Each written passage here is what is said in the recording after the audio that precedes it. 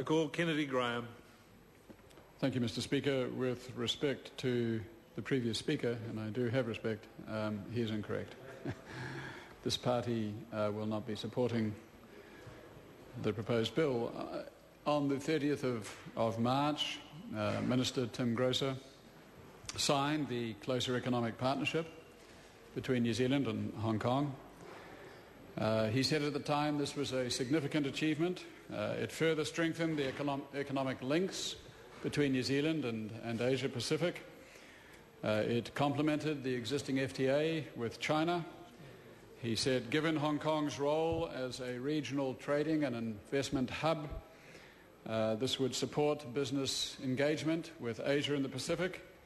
He recalled the 43% increase in exports to China in the last 12 months, which brought in an extra $1 billion worth of export income.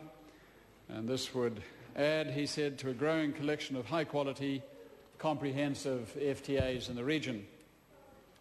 Mr. Speaker, we know all about high-quality, comprehensive FTAs. There has been a veritable raft of FTAs coming down the track over the last 2 or 3 years as a syndrome of a failed global WTO regional agreement, better known as spaghetti bowl, or to give it an Asian flavour, noodle soup. We've had Thailand, Singapore, ASEAN, China, Malaysia, and now Hong Kong. We shall have the Trans-Pacific Strategic Economic Partnership, the TPP. We'll have Korea, India, and the Gulf states. Mr. Speaker, I have scrutinised the national interest analysis of each one of these 6 Asian FTAs. Essentially, they amount to a template. The wording is essentially the same. The reasoning is the same. The underlying beliefs are the same. All that has changed by officials is simply the names of the countries, pretty much, and little more. That, sir, is not, I think, a genuine analysis. Analysis requires objectivity. It requires intellectual rigour. There is none of that in these documents. These documents are more of a credo. Let us call it the Free Trader's Creed. Let us look at the template. The template contains reasons for becoming a party. There are essentially 10 sections or so. Let us look at the first 2 sections. The first is the reasons for becoming a party. The second is the advantages and disadvantages of FTAs. Let us explore the advantages.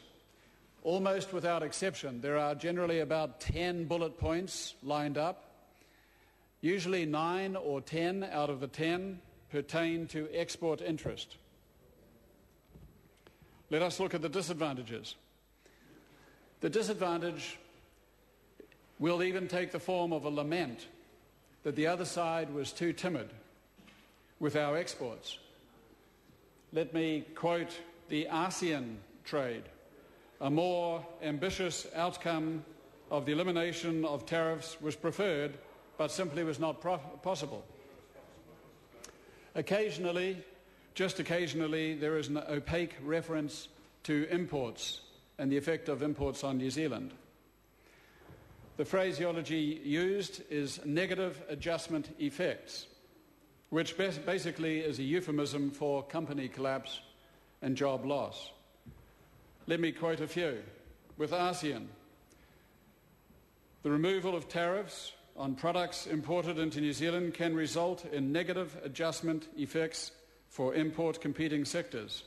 The agreement does, however, attempt to mitigate these impacts by delaying tariff elimination on imports of acute sensitivity to particular New Zealand industries.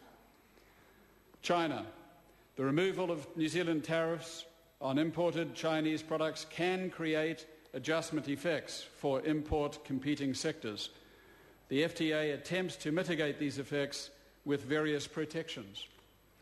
Malaysia, any trade agreement involving reciprocal tariff removal may have implications for domestic producers as a result of increased exposure to foreign suppliers. In order to help mitigate the potential for any negative adjustment effects in New Zealand, the agreement includes larger phase-out periods for imports in sensitive sectors in New Zealand relative to other sectors of the economy. Look at Hong Kong.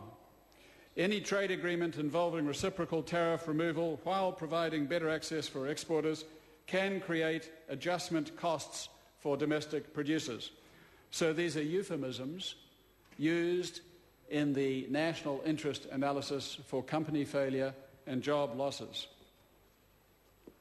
So let me give the challenge to this government as we prepare for an analysis of the Hong Kong agreement and further readings in this House. My challenge is in the Hong Kong agreement, if not the previous agreements and if not the Malaysian agreement, but for all future FTAs, name the companies, name the New Zealand companies that will face negative adjustment effects.